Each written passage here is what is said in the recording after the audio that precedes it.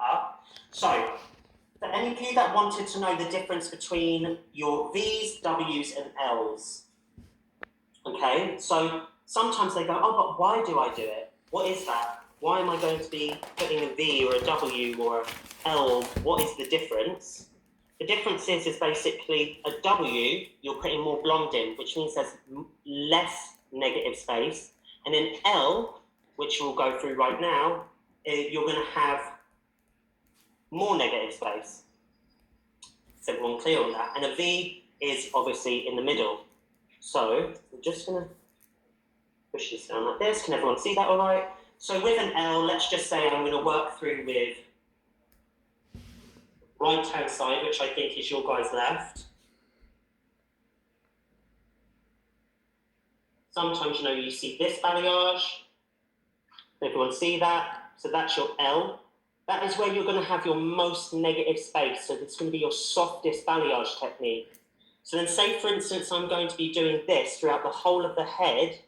I might want to alternate it. So say, for instance, I was going to work going straight up this section. My next section, this point will be on the other side. The other point will be on the other side. So just bearing that in mind.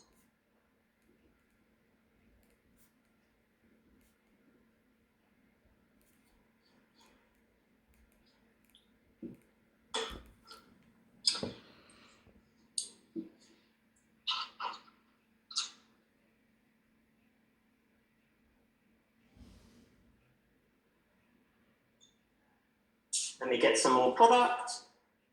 I like mixing my balayage too. So another thing as well, when you found your mixture, I tend to keep to my mixture. So my mixture I love using is 1 to 2. And I just know how that lifts. So when you get to handle of something, you know how it lifts. So but for me, my mixture is 1 to 2. So I'm now working as well. So this is your middle one.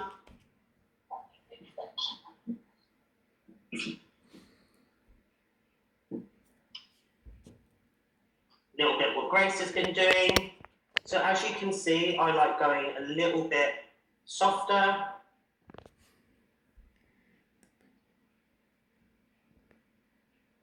Keeping my brush flat.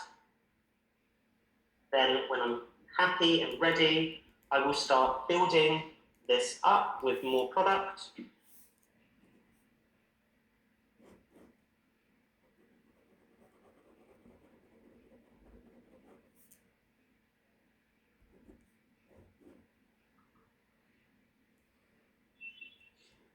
So now this is your average, I would say. So this is why I feel like it gets used quite a lot, because this V area is, you've got a really nice mix of like medium amount of negative space and a medium amount of more blonde space. How long would you process your balayages for? And would you put them under heat? It depends, to be honest with you, I'm not a massive lover of putting clients underneath heat. That is something for me that is, if I'm working with an extreme dark base and someone wants to be blonde, and I'm going to be crazy enough to say I'm going to give it a shot.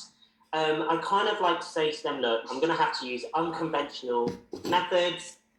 You have to be involved in that, or if not, then this is the end goal that you're going to achieve. Or it is a colour journey and we're going to go here.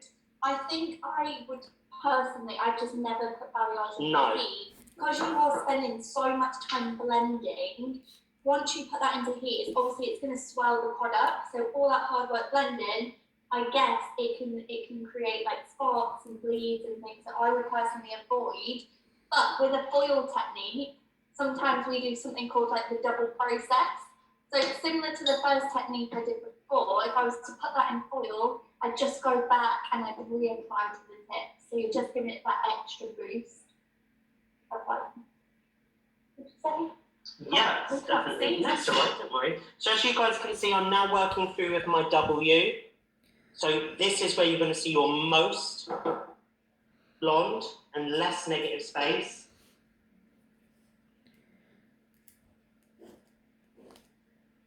So when I come through with doing my middle, I always prefer to go in and change my angle where I go like this rather than flat. So I'll prefer to go in straight rather than flat, and just make sure that I'm being extra light, so I'm not digging in now like I was before.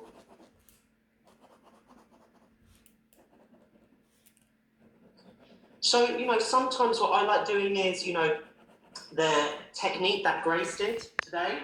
Sometimes, I'll go through and I'll be doing a V there because I want more negative space there, or a W there because I want more. The client said, oh, I really want to be more blonde around the crown.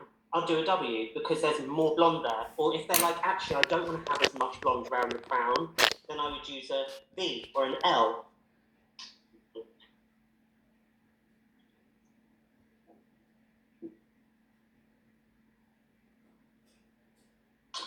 So, now we have something which I really, really like. So sometimes you've got a client that goes, oh, I really, really like highlights. I want something a little bit softer. What's that transition between highlights and balayage? Or they want something super, super soft. Or you've got that client that, they don't have that much of a regrowth and they still want to keep it at a freehand technique. I sometimes like just going in and doing a classic weave.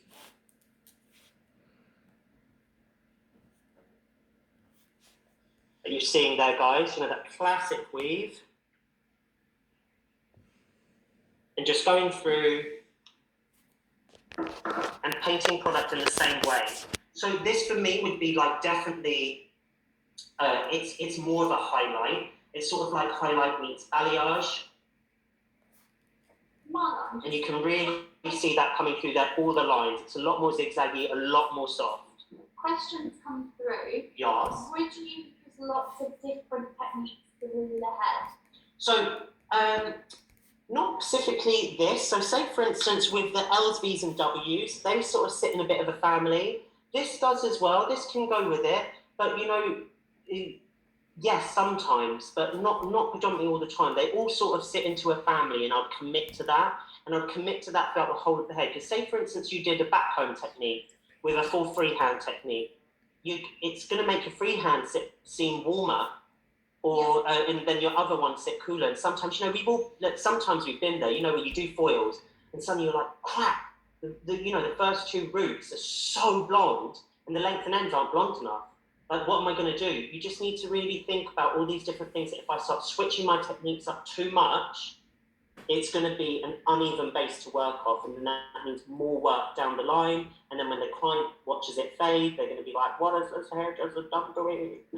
I use this technique a lot in the salon, and so like my old kind of highlight clients. I thought you were going to say old clients, then I was like, wow.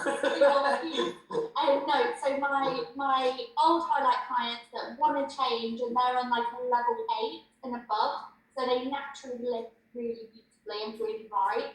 I would switch them to a baby light and painting it completely to the root. And what it's going to give is it's going to give that impact of blonde, but it's just going to make it feel a little bit more lived in. So it's just softer, the regrowth is a bit softer. But what I would do is I'd maybe do like my half a head section with this and just subdivide each section, but around the hairline, I'd use the foil just so I get that extra pop of brightness. Cool. So then, development time for that technique. I mean, you're looking at 45 minutes to an hour, I would say. Yeah. I mean, there's so many different things that you can take into consideration. If your salon or where you work is boiling hot, it's going to lift quicker. If it's colder, it doesn't. So you just want to, it's better to work, obviously, at room temperature, but there's so many different things to factor in. Just on an average, I'd say you're looking at 45 minutes to an hour. Would you say that, Rose? Yeah, I would. If we're having a heat wave, stick them outside.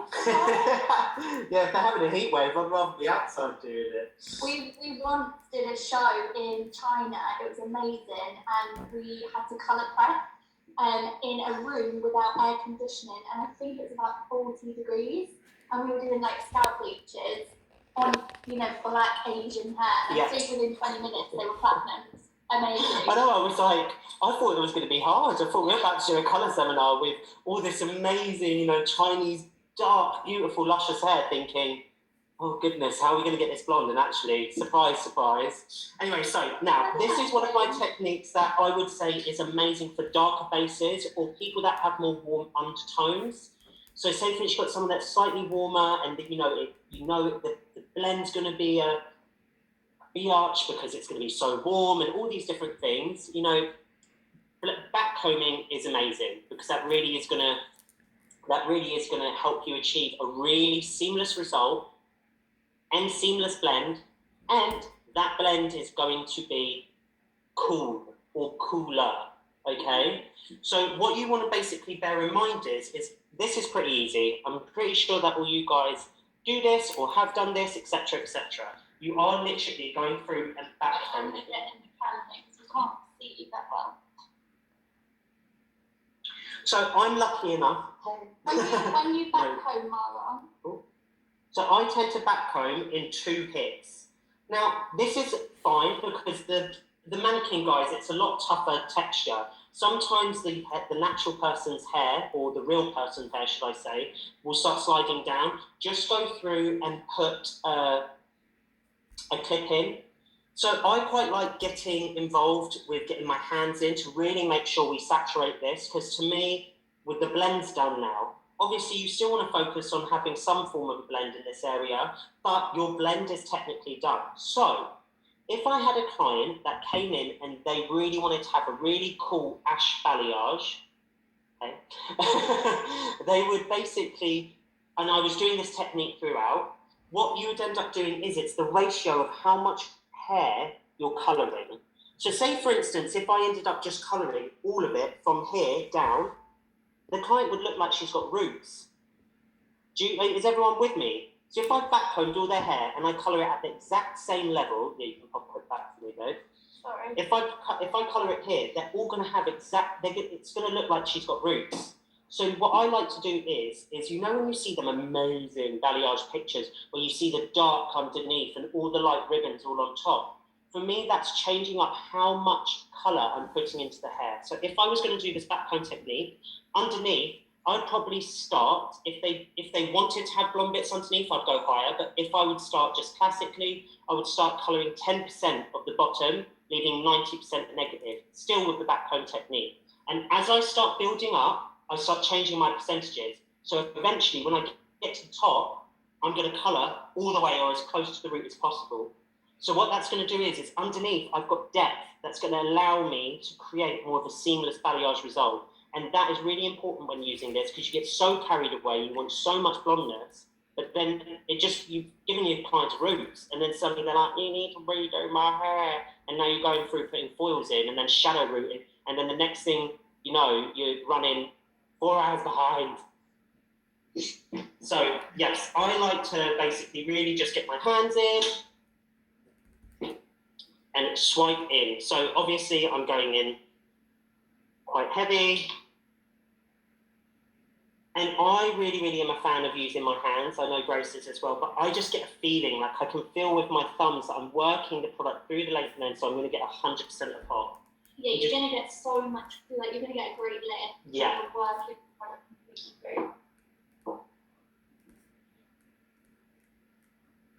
through. Brushing it up. I mean, do you still care about your blend? Don't just do a bang on line. I mean, yeah, it is going to diffuse because you've backcombed, but really still give it a little bit of care to attention. And we are done. Amazing. Cool. So now, what have I covered? All the techniques. That is this final technique that we're going to be doing, which is such a fun one that I've been doing so much at the minute. So, as Grace was saying earlier, a lot of clients are not afraid to see colour. They want to see these pops, they're wanting more bespoke tones. So there is room for, if you wanted to go a little bit more heavier or strikier at the root, you can maybe do a little bit of a shadow root. But really people that want to see this pop of colour is zigzag. So your sections are all zigzag. So I'm just creating a zigzag here. Wow. A bit uneven for me. Let me redo that.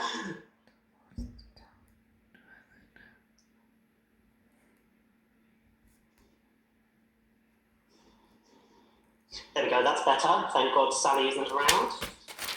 I should be like, what?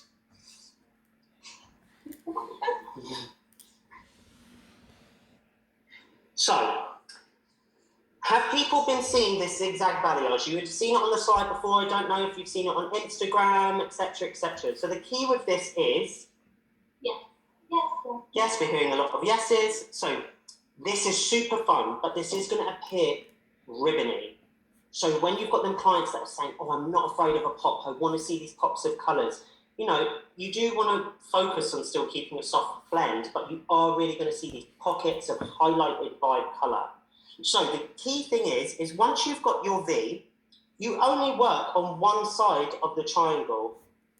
If you work on both, it's going to be way too heavy. You literally work on one side of the triangle, which I am going to showcase for you now.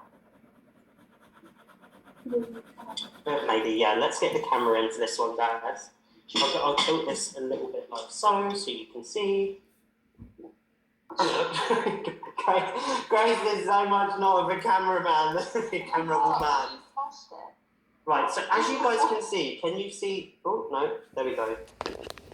So here I've got one side of my triangle, but the other side here, the other side here, I'm not going to paint on, I'm going to paint here, not here, here, not here, okay? One side of the triangle.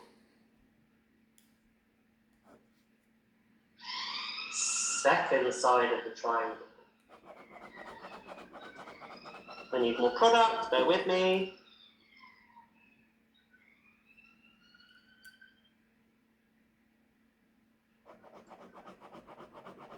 And third side of the triangle. So as you guys see, it's really, really, really, do you want me to grab that? Oh, can you grab I tried holding too many things at once. But as you guys can see, you know, it is quite ribbony. And can you see now, when I move the hair like that, the other side of the triangles are not painted. So that is really key when using this technique, okay? So here it's straight, it looks like a W, but when you bend it, you can see the other sides are not, got no colour on. Yeah? So then once I finish this and I've built up my area, I'm literally just building up all the tips through the length and ends. Now, this, you know, I love this technique. You know, this is something where I'd probably say for instance, I had a client that, you know, like, oh, I want to have like pink flashes through my hair. I'd probably be more inclined to do this, or they wanted a little bit more of a creative tone, just because you're going to see the pops of colour. It's still going to be really seamless. It isn't to say that you can't use this in a commercial way, you can, but remember it does give you super pops of colour. And for me, this technique is quite easy to do. If you've got a client that wants to do that, what I tend to do is, which is a nice little tip, I'll work through and do all my sections first, if you've got enough clips and all your fellow hairdressing buddies or I've forgotten the word, but all the people that you work with, I haven't stolen all your clips. I tend to do all my sections, they clip up, clip up, clip up, and so that way my next section I just clip down, paint, clip down, paint, clip down, paint, clip down, paint. So it becomes really, really quick. Cool. So those were a few, obviously breaking down different techniques where, you know, from the back comb to the classic balayage to all the different things, you know, and the reasons why we would use them. So I hope that helped, guys.